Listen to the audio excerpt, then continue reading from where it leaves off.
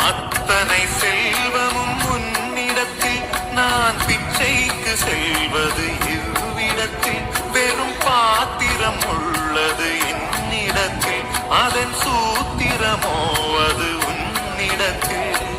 ஒரு முறையா இருமுறையா பலமுறை பல பிறப்பெடுக்க வைத்தாய் புதுவினையா பழவினையா